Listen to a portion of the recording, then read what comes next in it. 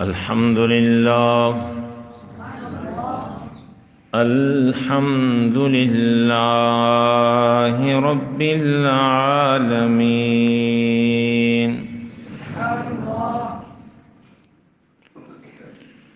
والعاقبة للمتقين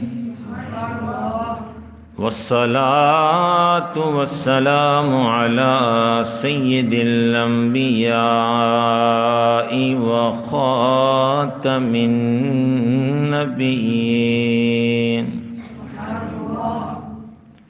أما بعد فأعوذ بالله من الشيطان الرجيم بسم الله الرحمن الرحيم يا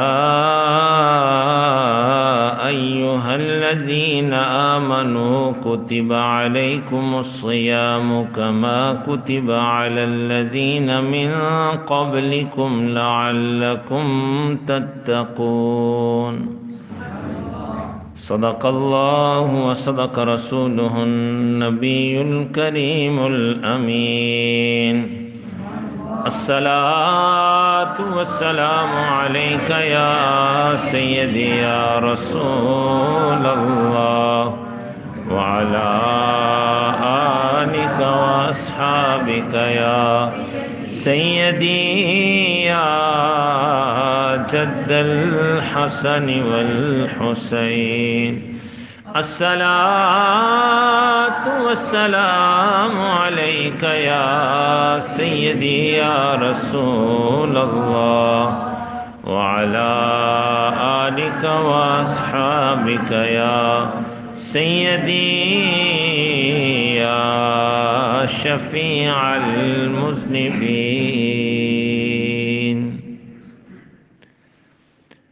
بعد الحمد والصلاة حضرت مولا کائنات رضی اللہ تعالیٰ عنہ فرماتے ہیں اگر اللہ تعالیٰ جل شانہ نے امت محمدیہ کو عذاب سے دوچار کرنا ہوتا تو اسے ماہ رمضان اور سورہ اخلاص کبھی عطا نہ فرماتا۔ یہ رب تعالیٰ کی خاص کرم نوازیاں۔ قیامت والے دن ایک شخص کو ایسی حالت میں لایا جائے گا کہ فرشتے اس کو خوب مار پیٹ رہے ہوں گے۔ رحمت عالم صلی اللہ تعالیٰ علیہ وسلم سے وہ سہارا تلاش کرے گا۔ آپ صلی اللہ تعالیٰ وسلم ان سے دریافت فرمائیں گے اس کا کیا گناہ ہے کہ اتنا مار رہے ہو؟ تو وہ کہیں گے، عرض کریں گے کہ اس نے ماہ رمضان شریف کو پایا مگر پھر بھی اللہ تعالیٰ کی نافرمانی پر ڈٹا رہا۔ استغفر اللہ۔ روزے بھی رکھتا رہا، گناہ بھی چلتے رہے، اللہ معاف فرما دے۔ کہ اس نے ماہ رمضان شریف کو پایا مگر پھر بھی اللہ تعالیٰ کی نافرمانی پر ڈٹا رہا۔ حضور رحمت عالم صلی اللہ تعالی وسلم سفارش کرنا چاہیں گے تو حکم ہوگا، میرے پیارے حبیب اس کی ڈگری دعویٰ تو ماہ رمضان شریف نے کی ہے۔ آپ ارشاد فرمائیں گے کہ جس کا دعوے دار ماہ رمضان شریف ہے میں اس سے بیزار ہوں۔ اس روایت کے پیش نظر جو ماہ رمضان شریف کا احترام نہیں کرتا اس کی کریم آقا صلی اللہ علیہ وسلم بھی شفاعت نہ کریں گے۔ استغفر اللہ۔ کتنی بڑی وعید ہے، کتنی بڑی اس کے لیے یہ بڑی وعید ہے، اللہ معاف فرما دے۔ ایک مجوسی نے اپنے بیٹے کو مسلمانوں کے سامنے ماہ رمضان شریف میں کچھ کھاتے پیتے دیکھا تو اسے خوب سزا دی اور کہا تو نے مسلمانوں کے سامنے ان کے مقدس مہینے کی حرمت کو ملحوظ نہیں رکھا، تو بیان کرتے ہیں کہ اسی ہفتہ مجوسی کا انتقال ہو گیا۔ شہر کے کسی عالم دین نے اسے خواب میں دیکھا اور وہ جنت میں ٹہر رہا ہے، آتش پرست ہے تھا پہلے، تو خواب میں دیکھا کہ وہ جنت میں ٹہر رہا ہے۔ ان عالم دین نے دریافت کیا تو وہی مجوسی ہے؟ اس نے کہا ہاں تھا، لیکن جب میرا وقت اجل آ پہنچا تو اللہ تعالیٰ نے ماہ رمضان شریف کے احترام کے باعث مجھے اسلام کی نعمت سے مشرف فرما دیا، اور آج اسی وجہ سے میں جنتی ہوں۔ دیکھیں، جو رمضان شریف کا احترام کرے، آتش پرست بھی ہو، تو اگر اسے ایمان کی دولت نصیب ہو جائے تو جو ایمان والا ہو کر ماہ رمضان شریف کا احترام کرے گا، اس میں کسی قسم کی لغویات نہ بکے گا، گالی گلوچ غیبت وغیرہ،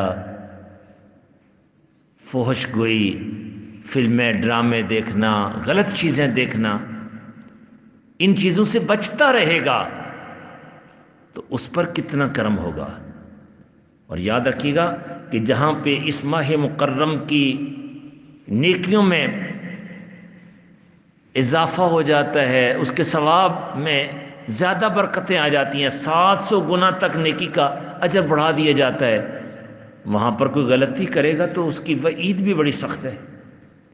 ایک روایت پاک کا مفہوم ہے، حضرت ام ہانی رضی اللہ تعالیٰ عنہا روایت فرماتی ہیں کہ کریم آقا صلی اللہ تعالیٰ علیہ وسلم نے ارشاد فرمایا کہ جو بندہ ماہ رمضان شریف میں شراب پیتا ہے یا زنا کرتا ہے، اس کو شرم و حیا نہیں ہے۔ اس ماہ مکرم میں، رمضان شریف میں، جس نے شراب پی یا زنا کیا، اس پر اللہ کی لعنت و اللہ کے سارے فرشتوں کی لعنت ہوتی ہے۔ اور اگر وہ بندہ آئندہ رمضان شریف آنے سے پہلے پہلے مر گیا تو کوئی ایسی نیکی نہ ہوگی جو اسے دوزخ کی آگ سے بچا سکے۔ اتنا بڑا اس نے جرم کیا ہے کہ جس نے ماہ رمضان شریف کا تقدس پامال کیا، اس میں گناہ کیا، تو کوئی ایسی نیکی نہ ہوگی جو اسے دوزخ کی آگ سے بچا سکے گی۔ استغفر اللہ، اللہ تعالیٰ معاف فرما دے۔ اللہ تبارک و تعالیٰ ہم سب کو اس ماہ مکرم میں کثرت کے ساتھ نیکیاں کمانے کی توفیق عطا فرمائے، اور ہر برائی سے، چھوٹی سی چھوٹی غلطی سے بچنے کی ہمیں توفیق عطا فرمائے۔ آج کی حدیث پاک سرکار دو عالم صلی اللہ تعالی وسلم کا فرمان پاک کا مفہوم ہے کہ 3 چیزیں جس شخص میں ہوں وہ ایمان کی مٹھاس پائے گا۔ سبحان اللہ، ہر بندہ یہی چاہتا ہے میں ایمان کی مٹھاس پاؤں۔ پہلی کہ جس کو اللہ اور اس کے رسول جل جلالہ و صلی اللہ تعالی علیہ وسلم سے سب سے زیادہ محبوب ہوں، اللہ تعالیٰ اور رسول اللہ صلی اللہ تعالی وسلم سب سے زیادہ محبوب ہوں، ہر چیز سے بڑھ کے وہ اللہ اور اللہ کے رسول سے محبت کرے۔ دوسری، اور جو کسی آدمی سے خاص اللہ تعالیٰ کے لیے محبت رکھتا ہو، اللہ کی رضا کے لیے لوگوں سے محبت کرتا ہو۔ اور تیسری، اور جو اسلام کے بعد پھر کفر کو اتنا ہی برا جانے کے جتنا کہ آگ میں ڈال دینے کو برا جانتا ہے، آگ کے اندر جھونک دینے کو برا سمجھتا ہے۔ آگ میں چلا جانا جتنا برا ہے، اتنا ایمان سے کفر کی طرف پلٹ جانا برا ہے۔ اس قدر وہ اسلام پہ ثابت قدم ہے، مر تو جاؤں گا لیکن دامن اسلام نہ چھوڑوں گا، سرکار مدینہ صلی اللہ علیہ وسلم کا دست کرم نہ چھوڑوں گا۔ اور ایسے واقعات موجود ہیں جنہوں نے اپنی جانیں تو قربان کر دیں لیکن کلمہ حق کو نہ چھوڑا، جان دے دی، بلکہ فرمایا ایک جان کیا 1000 جانیں بھی ہوں تو ہم دینے کے لیے حاضر ہیں۔ اللہ تبارک و تعالی ہمیں بھی ایمان کی وہ حلاوت عطا فرمائے، ایمان کی وہ مٹھاس عطا فرمائے، آمین۔ وما توفیقی الا باللہ۔